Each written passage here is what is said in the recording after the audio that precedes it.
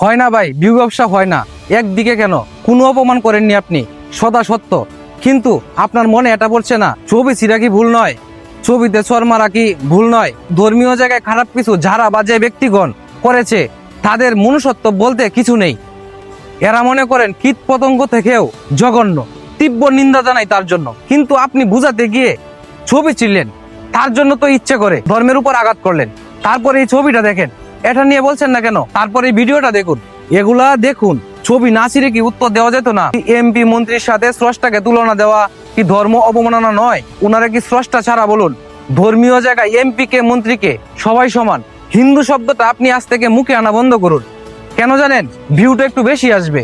যদি পারেন সনাতন শব্দটা ব্যবহার করেন। আর হ্যাঁ, নিজ দেশকে ভালোবাসুন আগে একটু। ভিডিওতে সুন্দর বুঝিয়েছেন, ধন্যবাদ। কিন্তু ছবি চিরাটা ঠিক হয়নি।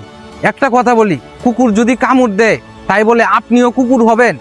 যদি কুকুর হন সাথে, তাহলে এটা আমি আশা করি না। আপনি আমার ভাই।